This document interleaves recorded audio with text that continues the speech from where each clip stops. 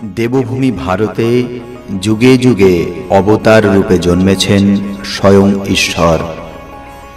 এমনই এক দিব্য জীবন যার সাথে কথোপকথনে সেই সাক্ষাৎকার তুলে এনেছিলেন শ্রী মহেন্দ্রনাথ গুপ্ত। শ্রী গদাধর চট্টোপাধ্যায় হুগলি জেলার কামারপুকুরে জন্মগ্রহণ করেন এবং পরবর্তীকালে দক্ষিণেশ্বর কালী মন্দিরে কঠোর সাধনায় সিদ্ধিপ্রাপ্ত হন। তার নাম হয় শ্রী শ্রী রামকৃষ্ণ পরমহংস। শ্রী শ্রী রামকৃষ্ণ কথামৃত শ্রী রামকৃষ্ণের বাণীর অমৃত, ইহা একটি বাংলা 5 খণ্ডের রচনা যা মহেন্দ্রনাথ গুপ্তের কথোপকথন।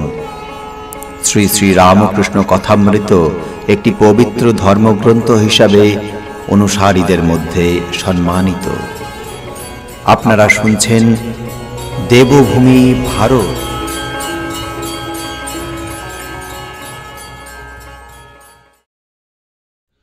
পঞ্চম পরিচ্ছেদ। বিজয় বলিল, ব্রাহ্ম সমাজের কাজ করতে হয়, তাই সদা সর্বদা আসতে পারি না, সুবিধা হলে আসব। শ্রী রামকৃষ্ণদেব বললেন, দেখো বিজয়, আচার্যের কাজ বড় কঠিন। ঈশ্বরের সাক্ষাৎ আদেশ ব্যতি রেখে লোকশিক্ষা দেওয়া যায় না। যদি আদেশ না পেয়ে উপদেশ দাও, লোকে শুনবে না। সেই উপদেশের কোনো শক্তি নেই। আগে সাধন করে বা যে কোনো রূপে হোক ঈশ্বরকে লাভ করতে হয়। তাঁর আদেশ পেয়ে লেকচার দিতে হয়। ও দেশে একটি পুকুর আছে, নাম হালদার পুকুর। তার পাড়ে রোজ লোক বাহ্যে করে রাখত। সকালে যারা ঘাটে আসতো তারা তাদের গালাগালি দিয়ে খুব গোলমাল করত। গালাগালে কোনো কাজ হতো না, আবার তারপর দিনই পাড়েতেই বাজছে। শেষে কোম্পানির চাপরাশি এসে নোটিশ টাঙিয়ে দিলে যে এখানে কেউ ওরূপ কাজ করতে পারবে না, যদি করে শাস্তি হবে। এই নোটিশের পর আর কেউ পাড়ে বাজছে করত না। তাঁর আদেশের পর যেখানে সেখানে আচার্য হওয়া যায় ও লেকচার দেওয়া যায়। যে তার আদেশ পায় সে তাঁর কাছ থেকে শক্তি পায়, তখন এই কঠিন আচার্যের কর্ম করতে পারে। এক বড় জমিদারের সঙ্গে একজন সামান্য প্রজা বড় আদালতে মোকদ্দমা করেছিল। তখন লোকে বুঝেছিল যে ওই প্রজার পেছনে একজন বলবান লোক আছে, হয়তো আর একজন বড় জমিদার তার পেছনে থেকে মোকদ্দমা চালাচ্ছে। মানুষ সামান্য জীব, ঈশ্বরের সাক্ষাৎ শক্তি না পেলে আচার্যেরা এমন কঠিন কাজ করতে পারে না। বিজয় বলিলেন, মহাশয়, ব্রাহ্ম সমাজে যে উপদেশাদি হয় তাতে কি লোকের পরিত্রাণ হয় না? শ্রীরামকৃষ্ণ বলিলেন, মানুষের কি সাধ্য অপরকে সংসার বন্ধন থেকে মুক্ত করে? যার এই ভুবনমোহিনী মায়া, তিনি সেই মায়া থেকে মুক্ত করতে পারেন। সচ্চিদানন্দ গুরু বই আর গতি নাই। যারা ঈশ্বর লাভ করে নাই, যারা তাঁর আদেশ পায় নাই, যারা ঈশ্বরের শক্তিতে শক্তিমান হয় নাই, তাদের কি সাধ্য জীবের ভববন্ধন মোচন করে? আমি একদিন পঞ্চবটির কাজ দিয়ে ছাউতলায় বাজছে যাচ্ছিলাম।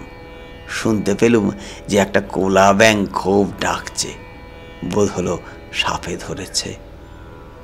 অনেকক্ষণ পরে যখন ফিরে আসছি, তখনও দেখি ব্যাঙটা খুব ডাকছে। একবার উঁকি মেরে দেখলুম কি হয়েছে। দেখি একটা ঢোড়ায় ব্যাঙটাকে ধরেছে।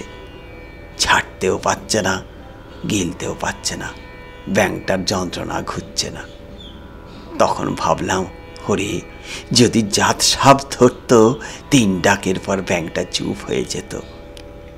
এ একটা ঢোড়ায় ধরেছে কিনা, তাই সাপটারও যন্ত্রণা, ব্যাঙটারও যন্ত্রণা। যদি সদ্গুরু হয়, তাহলে জীবের অহংকার 3 ডাকে ঘুচে। গুরু কাঁচা হলে গুরুরও যন্ত্রণা, শিষ্যেরও যন্ত্রণা। শিষ্যের অহংকার আর ঘুচে না, সংসার বন্ধন আর কাটে না। কাঁচা গুরুর পাল্লায় পড়লে শিষ্য মুক্ত হয় না। অহংকার বিমূঢ়াত্মা কর্তাহমেতি মন্যতে।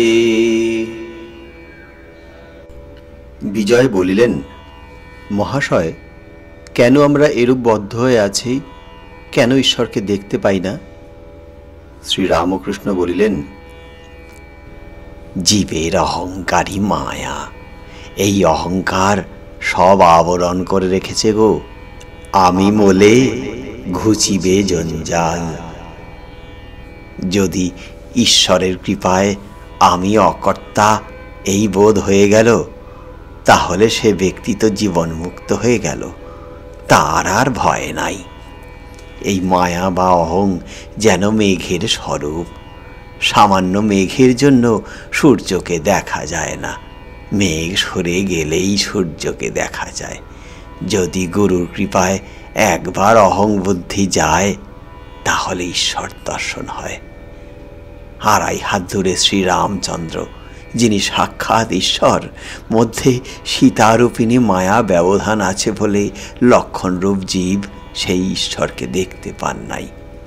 এই দেখো, আমি এই গামছাখানা দিয়ে মুখের সামনে আড়াল করছি, আর আমায় দেখতে পাচ্ছ না, তবু আমি এত কাছে।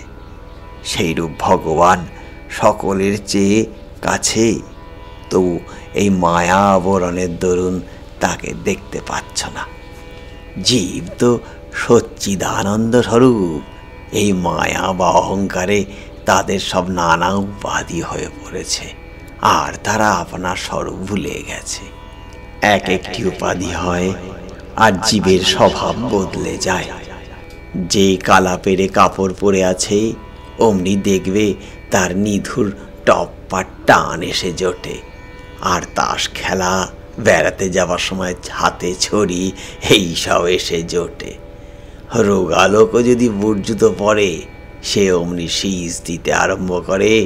সিঁড়ি উঠবার সময় সাহেবদের মতো লাফিয়ে উঠতে থাকে। মানুষের হাতে যদি কলম থাকে, এমনি কলমের গুণ যে সে অমনি একটা কাগজ টাগজ পেলেই তার উপর ফ্যাস ফ্যাস করে টান দিতে থাকবে।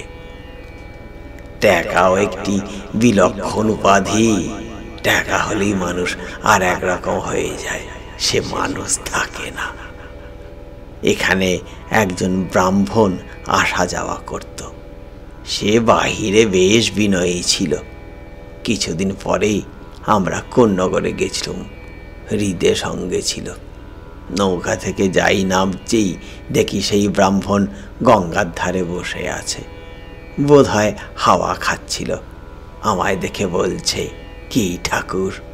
বলি, আছো কেমন? তার কথা স্বর শুনে আমি হৃদেকে বললুম, ওরে হৃদে, এই লোকটা টাকা হয়েছে, তাই এই রকম কথা। হৃদে হাসতে লাগলো। একটা ব্যাঙের একটা টাকা ছিল, গর্তে তার টাকাটা ছিল। একটা হাতি সেই গর্ত ডিঙিয়ে গেছিল। তখন ব্যাঙটা বেরিয়ে এসে খুব রাগ করে হাতিকে লাথি দেখাতে লাগলো, আর বললে, তোর এত বড় সাধ্য যে আমায় ডিঙিয়ে যাস? টাকার এত অহংকার।